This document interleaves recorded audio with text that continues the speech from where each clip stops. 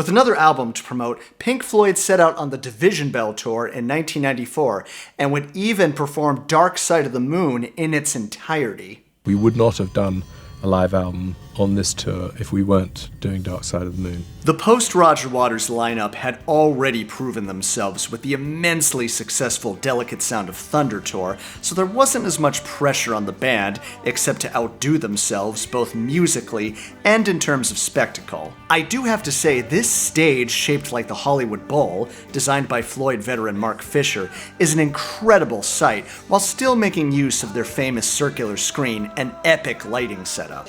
The enormous globe stage, modelled on the Hollywood Bowl, was prized into the corner of the biggest aircraft hangar in the States. Lineup-wise, we have David Gilmour, Nick Mason, and Richard Wright, now a full band member. Returning musicians Guy Pratt, John Caron, Tim Renwick, and Gary Wallace are with them again, along with singers Durga McBroom and Sam Brown. Claudia Fontaine rounds out the trio. But this time, Floyd veteran Dick Perry is back on the road with them, and his presence on sax really adds a lot. I do know a bit what the band is about, so that I'm not going to play 1,000 notes when this band only wants 2 or 3. Also, there's unique chemistry considering almost everybody in this band was involved with the making of the Division Bell.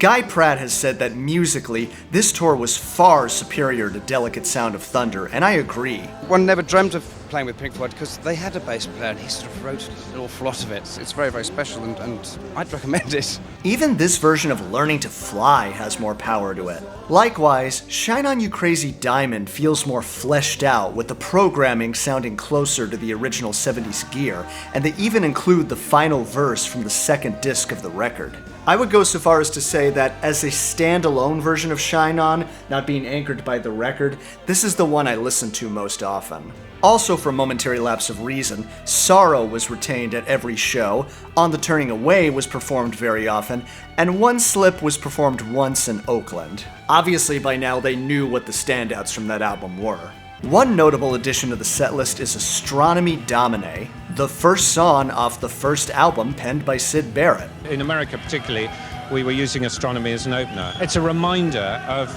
how Syd Barrett wrote. Apparently David added the song so that Syd would receive additional royalties. Shows the band is still looking out for their original leader. They retained One of These Days, though sadly there was no flying pig with testicles. We don't know whether to take the pig with us or not. We're a little bit bored with him. From The Wall, Hey You was added, and a damn good version at that, thanks in part to John Caron taking Roger's high vocal at the end. As far as the Division Bell is concerned, they don't perform the entire album, rather would swap songs during the run of the tour. To sort of create some variety anyway in what we play for our own benefit and for the benefit of audiences who maybe come and see the show more than once. Take It Back, Keep Talking, and High Hopes were played pretty much every night. High Hopes in particular really came alive in these shows with David's iconic lap steel solo, and allowing the orchestration to play out for the end. Another standout is What Do You Want From Me, played fairly regularly throughout the tour and usually early on in the night. Hearing everyone sing that bridge together is a treat. Coming Back to Life seemed to be more regularly performed as the tour went on. Lesser performed were Poles Apart and Great Day for Freedom, although the latter became the B-side to their 2022 single Hey Hey Rise Up. Lost for Words was played a few times, and Marooned twice in Oslo. Cluster 1 was never performed, and Wearing the Inside Out would only see action on David Gilmour's 2006 tour. It really is a credit to the Division Bell that, unlike Momentary Lapse of Reason, the studio versions are on par with their live counterparts. But for those waiting patiently through the new album for Pink Floyd's classics to emerge, they do in fact do something special. Even early in the tour, Pink Floyd were already performing half of Dark Side of the Moon at every show, and the younger players already knew the whole album. So for their American run of shows, for the first time in almost 20 years, they played Dark Side of the Moon from front to back. And at this point, it's probably the definitive live version of it. The Wembley show they released from 1974, and the many bootlegs are also a unique audio glimpse into tours from their prime. But to be able to see it visually with the circular screen, lights, the plane crashing, it's a sight to behold. Not much to say about the songs themselves. David Gilmour's guitar solos are as great as ever. Him and Rick singing together is always ethereal. And this might actually be the best live version of Great Gig in the Sky, especially with Sam Brown singing the first part, who just makes it her own.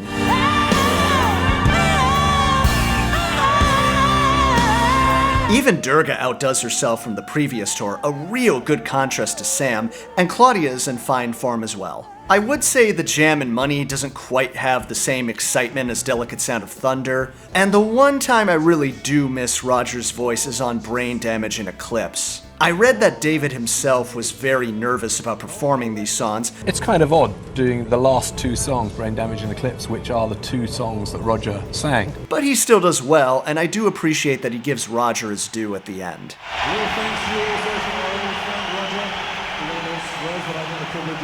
Supposedly, there was an offer for Roger to join them on stage to sing these songs, but tensions were still high at this point. I guess the message of Lost for Words still resonates. The encore set includes Wish You Were Here, Comfortably Numb, and yeah, we gotta talk about this version of Comfortably Numb. It's strange because it's very slow at first. Those harmonized vocals are still present, but it just builds and builds with, I would say, David Gilmour's best rendition of the vamp solo. And all the while, the lighting keeps changing and the audience just gets crazier and crazier. It's a remarkable performance that can only be followed by a heavy rendition of Run Like Hell, complete with fireworks and also Guy Pratt's best vocal performance of the song. Their show at Earl's Court from October 20th, 1994 would be released on VHS and Laserdisc, yes, those were a thing at the time, in June of 1995, and did in fact include the full performance of Dark Side of the Moon. The album version would include more varied performances throughout the tour, like What Do You Want From Me, and the mix was overseen by wall engineer James Guthrie. I listened to this concert album many times back in the day, and still enjoy their performances of Shine On, High Hopes, Comfortably Numb, and the Dark Side performance. And this would be Pink Floyd's final concert tour, though nobody knew that at the time. Is this going to be your last tour?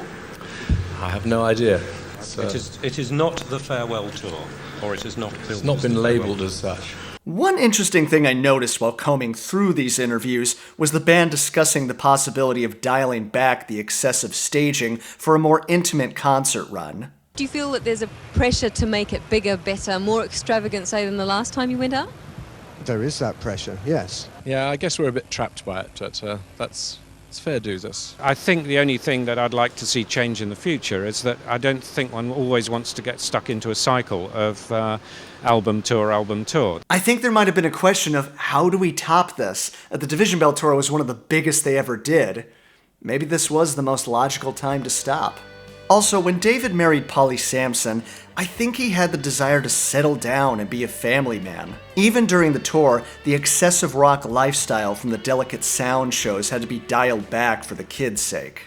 Damn kids ruining rock and roll for everybody. David, Rick, and Nick did appear at the Rock and Roll Hall of Fame in 1996, and yeah, it does suck, where they were inducted by Billy Corgan of the Smashing Pumpkins. See, now I want to hear Pink Floyd cover Bullet with Butterfly Wings. But it was actually Richard Wright who gave us some new music to chew on.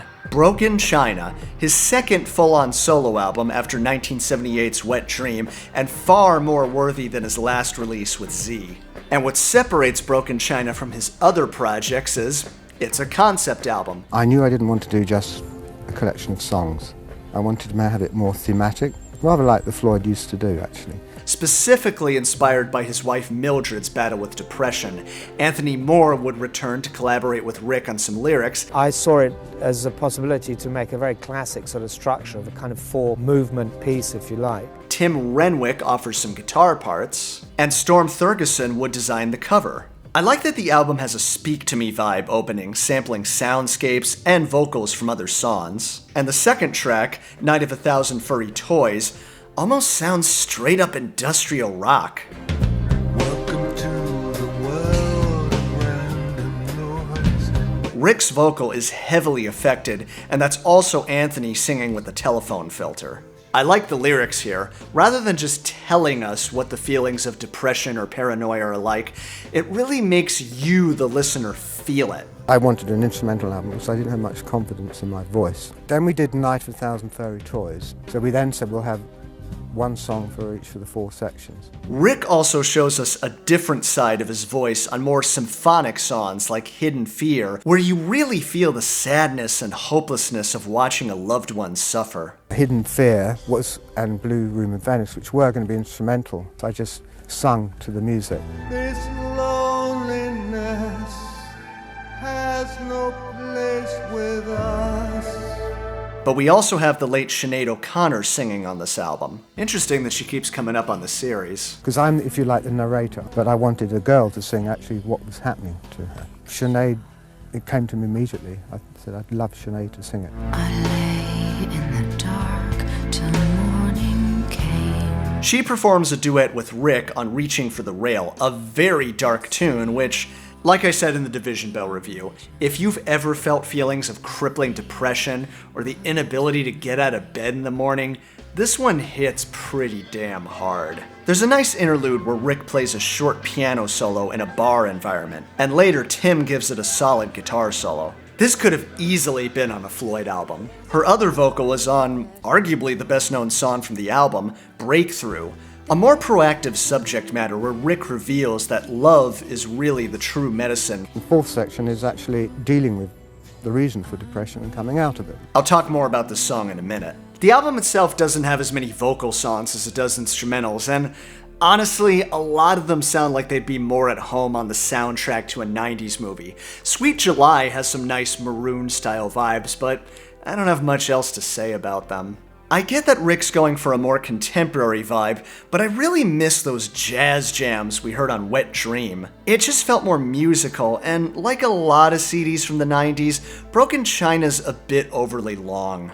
I don't listen to this album very often, but it does have its moments, and certainly its fans in the Floyd community. Years later, Rick would sing the best version of Breakthrough with David Gilmour on his 2002 In Concert DVD.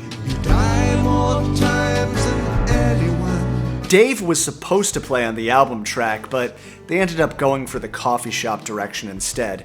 And that's a shame because, with respect to Sinead, this version is so much better. It just feels more personal hearing Rick take the lead vocal and having David sing it with them. I mean, how many more times can I possibly gush about them harmonizing with each other?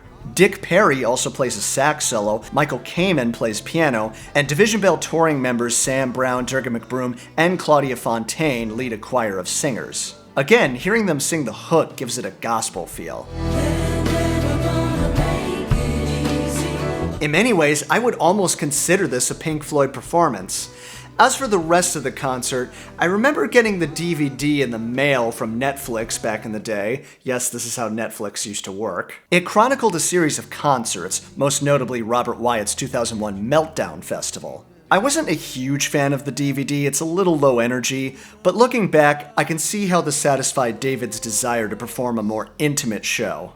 Bob Geldof actually came on stage to sing Roger's part on Comfortably Numb in one of the 2002 shows. Speaking of Roger Waters, at the turn of the millennium, 5 years after the final Pink Floyd tour, Roger set out on his own concert run over a period of years, and it was very successful. He finally got to perform songs from Amused to Death, along with other Pink Floyd classics, with Doyle Bramhall standing in for David, and touring member John Caron, who remains with Roger's band to this day. Nick Mason even sat in for a show, and apparently Rick came to see him in 1999, and he and Roger managed to bury the hatchet. The show was released as a concert film called In the Flesh, which I also got from Netflix at the time. I was in high school in the early 2000s and becoming a huge Pink Floyd fan, and seeing these concerts on DVD really did get me thinking, are they ever going to perform together again, let alone make another album? I mean, there was the Echoes compilation released in 2001 and the Dark Side of the Moon documentary in 2003, which all 4 band members participated in, though not at the same time. But the possibilities of any further shows or albums from the band seem less and less likely. In a 2001 Mojo interview, David Gilmour said, "I can't see anything in the near future myself. I've been enjoying doing things on a different scale, downsizing a bit. I feel no need to do a big tour again, if ever, at my hugely advanced age." But Pink Floyd would surprise us all. We'll talk about that next time.